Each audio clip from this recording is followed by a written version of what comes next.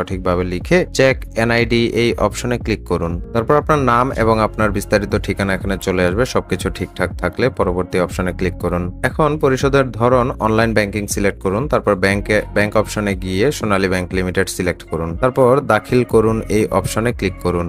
তারপর সোনালী ব্যাংকের PLC option আপনাকে নিয়ে আসবে। তারপর মোবাইল ব্যাংকিং সিলেক্ট করে যে পেমেন্ট মেথডের মাধ্যমে আপনি পেমেন্ট করতে যাচ্ছেন পেমেন্ট মেথডটি সিলেক্ট করুন। প্রসেসিং ফি সহ আপনার কত টাকা কাটবে সেটা এখানে দেখাবে। যেহেতু আমি বিকাশ পেমেন্ট মেথড সিলেক্ট করেছি তাই পে উইথ বিকাশ এই অপশনে ক্লিক করতে হবে। তারপর আপনার বিকাশ অ্যাকাউন্ট নাম্বারটি সঠিকভাবে তুলে কনফার্ম অপশনে ক্লিক করুন। তারপর আপনার ফোনে একটি ওটিপি যাবে, ওয়ান টাইম পাসওয়ার্ড। ভেরিফিকেশন কোডটি এখানে লিখে কনফার্মে ক্লিক করুন। তারপর আপনার বিকাশের পিন নাম্বারটি দিয়ে কনফার্মে ক্লিক করুন। ব্যাস, আপনার পেমেন্ট কমপ্লিট হয়ে গিয়েছে। এখন আপনার পেমেন্টের যে রিসিট আছে, চালান ফর্ম, এটা চলে আসবে। এটা আপনি ডাউনলোড করে সংরক্ষণ করুন এবং প্রিন্ট করে আবেদন কপির সাথে সংযুক্ত করে পাসপোর্ট অফিসে জমা দিন। এমনই আরো তথ্যবহুল